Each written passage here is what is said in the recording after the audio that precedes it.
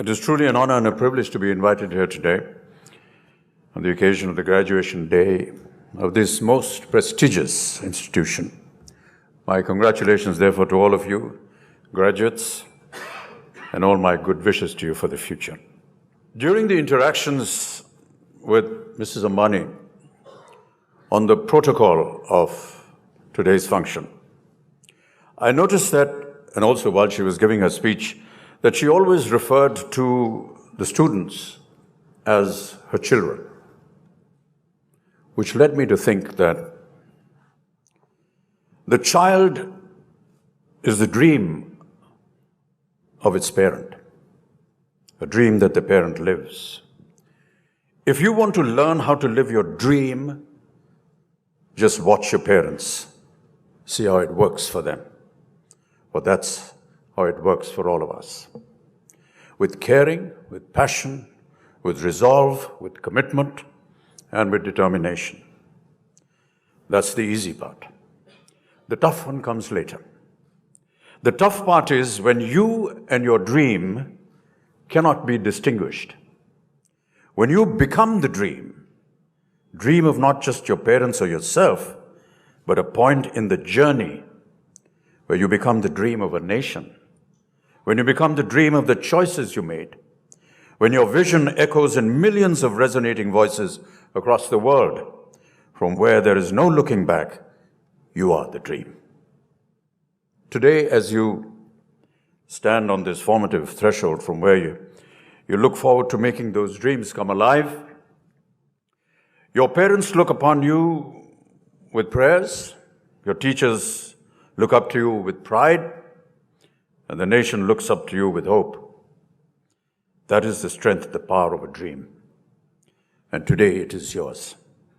Grab it with all your courage and make it happen. There can be times when it will be or feel impossible to perform. It may feel like a fairy tale. No one said that life is easy. But never be shaken by its adversities. A dream, a vision is not an intangible, unreal, imaginary piece of fiction. A dream has hands, it has feet, it has a body. Your hands, your feet, your body.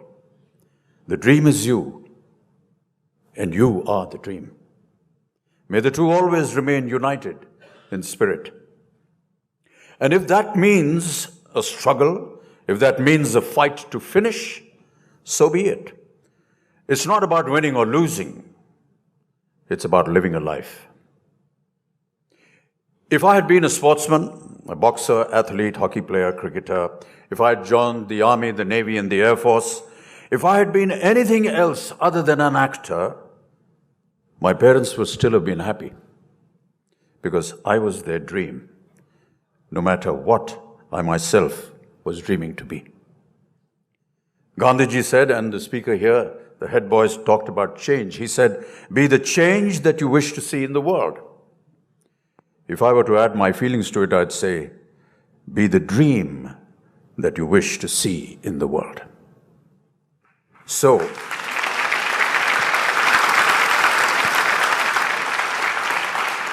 live a dream which is neither mine nor yours nor anyone else's, a dream which belongs only to itself. What you bring to the world are the blessings of your parents, learnings of your teachers, and your dreams. They are precious. Do not trade them for anything in the world. Which brings us to a curious word that has become a part of some kind of jargon.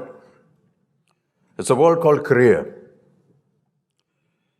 I'm not quite sure I quite like this word, career.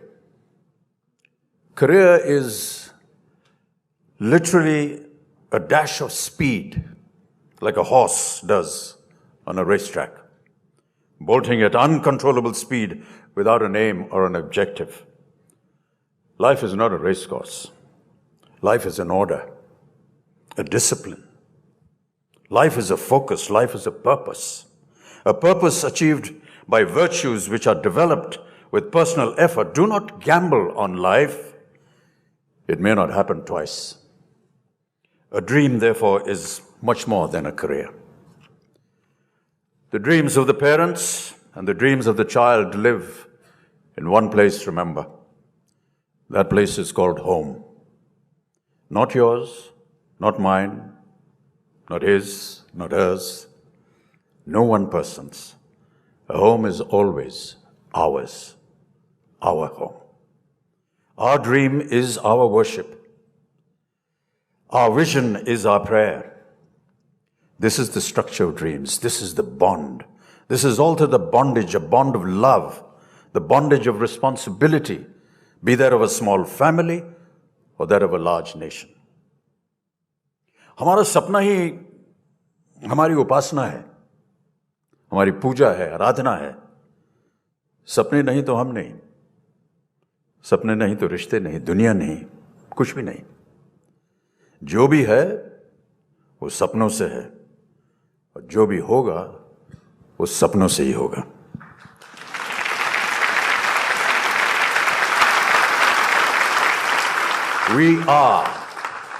We are because we dare to dream. We are because we learn to excel.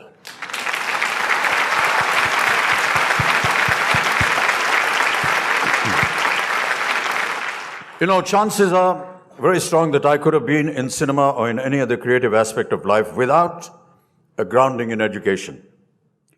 Education which is in consonance with the belief that what sculpture is to a block of marble, education is to the human soul.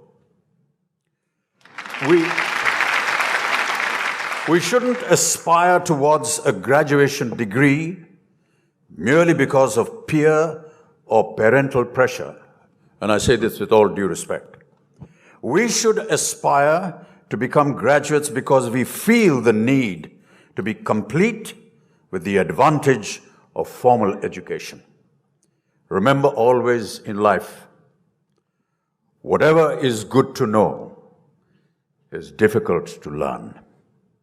The education of the greatest value that I received in my school, which was Sherwood College up in the hills in Nainital, was how to be a human being, of what we call in shorthand, character.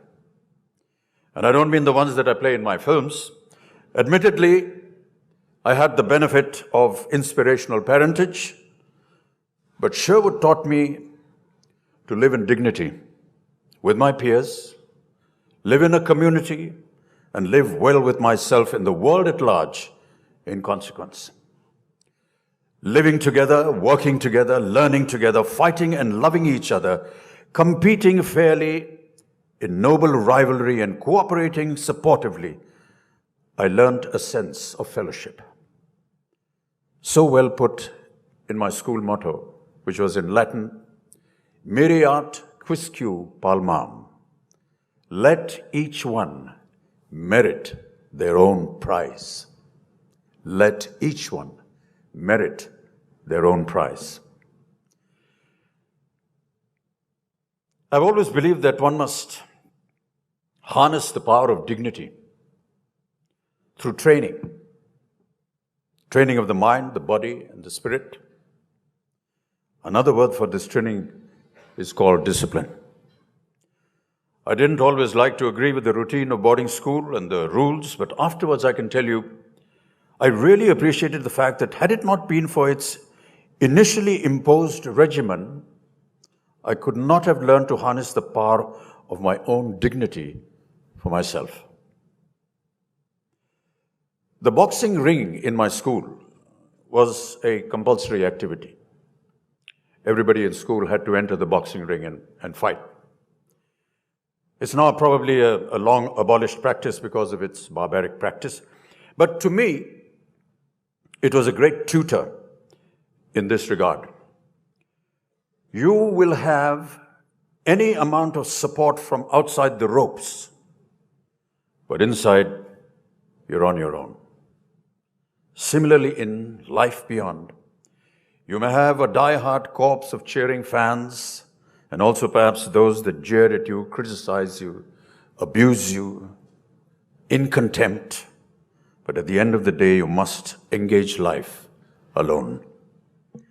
The greatest prize in life is not the recognition of worldly success. The prize that best crowns the human being is that of the possession of good character. It is a strenuous prize. It must be re-won. It is also a certainty of mind that there is many a day where I shall fail that prize myself, not for want of trying, but it is the most worthy prize of all. And without its effort, all material success and fame is sheer emptiness. To discover the value of one's own dignity is also to discover the value in the dignity of others. And through that, the dignity of a community. The right to education is a fundamental right, a fundamental human right, a fundamental dignity. To pursue the aim of education for all is therefore a duty of states. But it is not just a duty for the state, it's a duty for every one of us to uphold fundamental human rights, not just our own, but for all. Yet, as you know, ladies and gentlemen, here in India, basic literacy is still below the threshold level of 75%. Literacy, being able to read and write, is always more than the sum of its parts because of what it opens up for people. Literacy ends up being a kind of metaphor. As soon as one can read and write, one becomes a member of a much larger community than would be otherwise possible. A community that also extends into the past and into the future. Literacy not only enriches our inner lives, it is also an indispensable means for effective social and economic participation, contributing to human development and poverty reduction. Not being able to read is a human poverty. Not being able to read is an inhuman poverty. Not being able to read deprives the human of the right to live in our collectivity. Not being able to read is a loss of freedom. That a third of our population is deprived of this freedom deprives us all of our freedom. A good education is the most valuable thing that a human being can possess. It is our greatest wealth, individually and collectively. In the world beyond these walls, fortunes will come and go, money will come and go, but a good education can never be taken away once it has been possessed.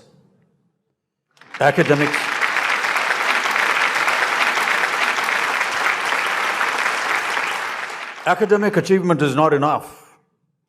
The kind of knowledge gained through a good education is more than just the acquisition of information. Knowledge is learning what to do with all that information. That is the role of good character. And learning what to do with knowledge is the path to wisdom.